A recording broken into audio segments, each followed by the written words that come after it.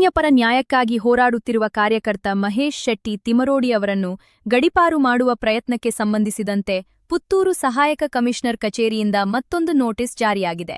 ಈ ಹಿಂದೆಯೂ ಎಸಿ ಅವರು ತಿಮರೋಡಿ ಅವರನ್ನು ರಾಯಚೂರು ಜಿಲ್ಲೆಯ ಮಾನ್ವಿ ತಾಲೂಕಿಗೆ ಗಡೀಪಾರು ಮಾಡಿ ಆದೇಶ ಹೊರಡಿಸಿದ್ದರು.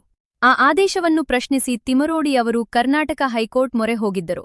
ತಿಮರೋಡಿ ಅವರ ಅರ್ಜಿಯನ್ನು ವಿಚಾರಣೆ ನಡೆಸಿದ ನ್ಯಾಯಾಲಯವು ಹಿಂದಿನ ಗಡೀಪಾರು ಆದೇಶವನ್ನು ರದ್ದುಪಡಿಸಿತ್ತು. ಅಲ್ಲದೆ ಆಡಳಿತಾತ್ಮಕ ಪ್ರಾಧಿಕಾರವು ತಿಮರೋಡಿ ಅವರನ್ನು ಗಡೀಪಾರು ಮಾಡಲು ಸೂಕ್ತ ಕಾರಣಗಳಿವೆ ಎಂದು ಭಾವಿಸಿದರೆ ಮತ್ತೆ ಹೊಸದಾಗಿ ವಿಚಾರಣೆ ನಡೆಸಿ ಕಾನೂನು ರೀತ್ಯ ಕ್ರಮ ಕೈಗೊಳ್ಳಬೇಕು ಎಂದು ಸೂಚನೆ ನೀಡಿತ್ತು.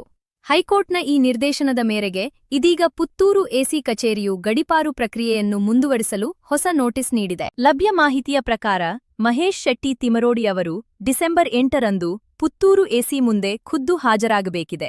ಈ ಹೊಸ ನೋಟಿಸ್ನಲ್ಲಿ ನ್ಯಾಯಾಲಯದ ಆದೇಶದ ನಂತರ ಅವರ ವಿರುದ್ಧ ಹೊಸದಾಗಿ ದಾಖಲಾಗಿರುವ ಪ್ರಕರಣಗಳನ್ನು ಕೂಡ ವಿಚಾರಣೆಗೆ ಪರಿಗಣಿಸಲಾಗಿದೆ ಎಂಬ ಮಾಹಿತಿ ಲಭ್ಯವಾಗುತ್ತಿದೆ.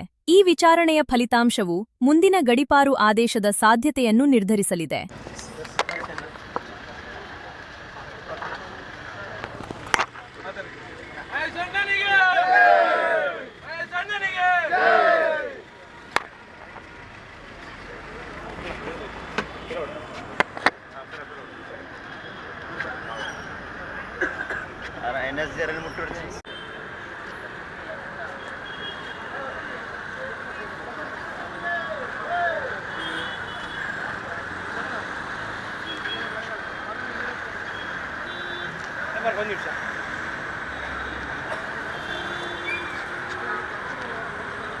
ಇನ್ನಷ್ಟು ಹೊಸ ಸುದ್ದಿಗಳಿಗೆ ಗೂಗಲ್ ಪ್ಲೇಸ್ಟೋರ್ನಿಂದ Mega Media TV Android app download ಮಾಡಿಕೊಳ್ಳಿ. ಕ್ಷಣ ಕ್ಷಣದ ನ್ಯೂಸ್ ಅಪ್ಡೇಟ್ಸ್ಗಳಿಗೆ ಮೆಗಾ ಮೀಡಿಯಾ ನ್ಯೂಸ್ ವೆಬ್ಸೈಟ್ಗೆ ವಿಸಿಟ್ ಮಾಡಿ.